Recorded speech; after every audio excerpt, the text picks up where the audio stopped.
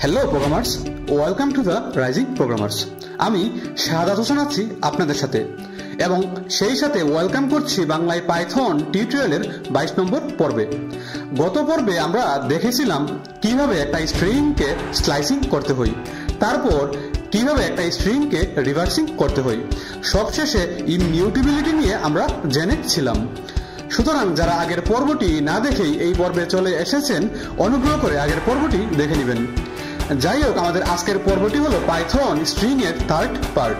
আমরা এই পর্বে শিখব কনকাটিনেশন কি, তারপর কিভাবে একের অধিক স্ট্রিংগুলোকে কনকাটিনেশন করতে হয়, তারপর আমরা শিখব স্ট্রিং রিপিটেশন কি এবং কিভাবে কাজ করে, এবং সবশেষে আমরা একটা স্ট্রিং থেকে লেন্থ বের করে দেখব।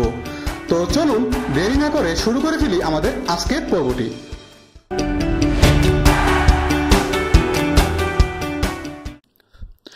শুরুতে আসুন স্ট্রিং কনকাটিনেশন কি। স্ট্রিং কনকাটিনেশন হলো দুই বা ততোধিক স্ট্রিংকে একত্রে যুক্ত করা, মানে দুইটা স্ট্রিং ডাটা টাইপকে একত্রে যোগ করার নামই স্ট্রিং কনকাটিনেশন। আমরা যদি উদাহরণে যাই, এখানে স্ট্রিং 1 এর ভ্যালু হ্যালো এবং স্ট্রিং 2 এর ভ্যালু ওয়ার্ল্ড। এই দুইটাকে এডিশন অপারেটরের মাধ্যমে এক করার পর আউটপুট হয়ে গেছে হ্যালো ওয়ার্ল্ড। এখানে আমরা দুইটা স্ট্রিংকে কনকাটিনেট করলাম বা সংযুক্ত করলাম। আশা করি আমরা বুঝতে পেরেছি। এখন চলুন আমরা কোড করার মাধ্যমে দেখে নেই। আমরা ভিএস কোডে চলে যাই। বরাবরের মতো একটা ফাইল ক্রিয়েট করব। এটার নাম দিলাম string underscore part underscore 3.py। আমরা দুইটা ভেরিয়েবল ডিক্লেয়ার করব, তারপর তাদের মধ্যে দুইটা স্ট্রিং ভ্যালু সেট করে দিব। তার আগে আমরা কমেন্ট করে নিই হ্যাশ স্ট্রিং, তারপর কনকাটিনেশন, স্ট্রিং কনকাটিনেশন, তারপর স্ট্রিং 1 ইজ ইকুয়াল টু, আমরা ডাবল কোটেশনের ভিতরে লিখব রাইজিং, তারপর string 2 is equal to, double কোটেশনের ভিতরে আমরা লিখলাম প্রোগ্রামার্স। আমরা এখন এই দুইটা স্ট্রিংকে কনকাটিনেট করব। এটা করার জন্য আরেকটা ভেরিয়েবল ডিক্লেয়ার করব। Let's say result is equal two string 1 plus string 2। আমরা এডিশন অপারেটরের মাধ্যমে দুইটাকে অ্যাড করে নিলাম। চলুন এটাকে প্রিন্ট করে নেই। প্রিন্ট, তারপর আমরা এখানে রেজাল্ট ভেরিয়েবলটাকে বসিয়ে দিব। আমরা সেভ করে টার্মিনালটা ওপেন করব। তারপর Python string underscore part underscore 3.py। এই তো আমরা দেখতে পাচ্ছি দুইটা স্ট্রিং কনকাটিনেট হয়ে গেছে বা সংযুক্ত হয়ে গেছে, কিন্তু এই দুটা স্ট্রিং এর মাঝে কোনো স্পেস দেওয়া নাই। এখন আমরা যদি রাইজিং এবং প্রোগ্রামার্স তাদের মধ্যে স্পেস দিতে চাই, তাহলে তাদের মাঝে কোটেশন সাইন অ্যাড করে দিতে হবে। সো আমরা কোটেশন অ্যাড করে দিব।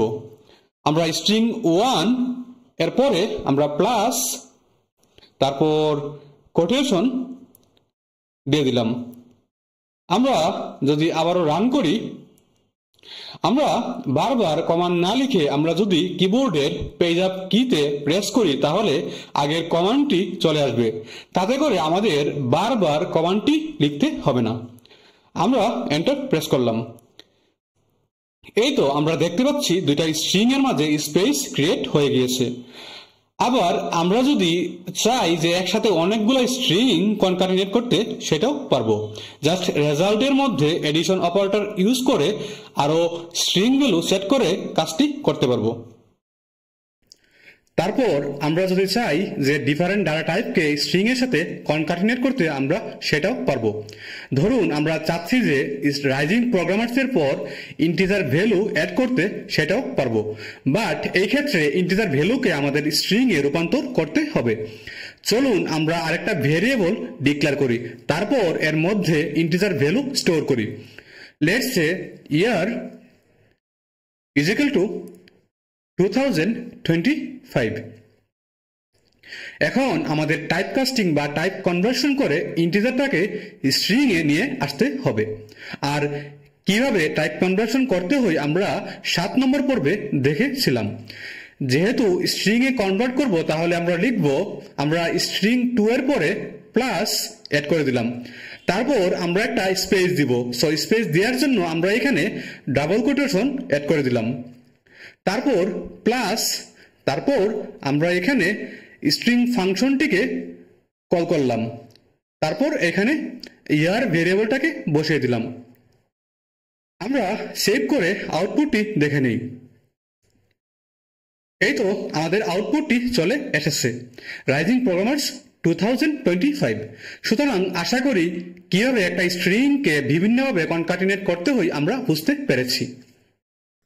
এখন চলুন আমরা স্ট্রিং রিপিটেশন নিয়ে আলোচনা করি।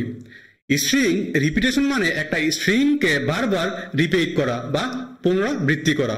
এটা আসলে খুবই সিম্পল। এক্ষেত্রে একটা স্ট্রিং এবং একটা ইন্টিজারকে মাল্টিপ্লিকেশন অপারেটরের মাধ্যমে মাল্টিপ্লাই করে দিলেই স্ট্রিংটির পুনরাবৃত্তি ঘটবে। চলুন আমরা কোড করে দেখি। আমরা আগের গুলাকে কমেন্ট করে নিলাম, তারপর hash string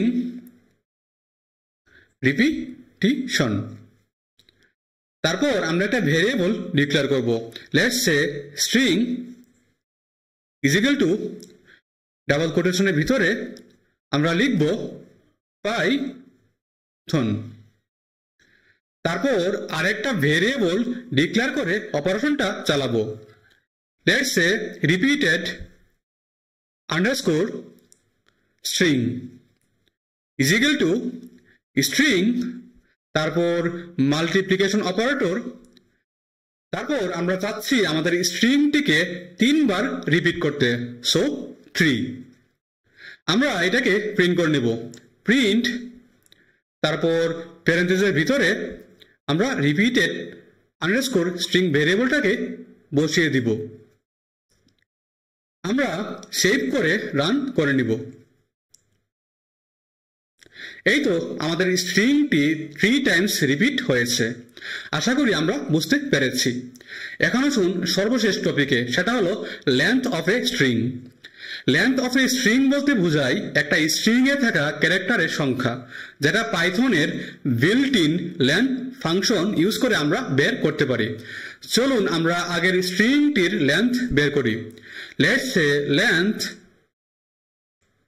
is equal two, তারপর লেন প্যারেন্থেসিসের ভিতরে আমরা স্ট্রিংটিকে বসিয়ে দিলাম, তারপর প্রিন্ট, তারপর লেন্থ ভেরিয়েবলটাকে দিয়ে দিলাম। আমরা সেভ করে রান করে ফেলি। এই তো এই স্ট্রিংটির লেন্থটি চলে এসেছে, অর্থাৎ 6। তো আমরা এইভাবেই স্ট্রিং থেকে লেন্থ বের করতে পারি। সুতরাং আশা করি আমরা আজকের প্রতিটা টপিকই ভালোভাবে বুঝতে পেরেছি।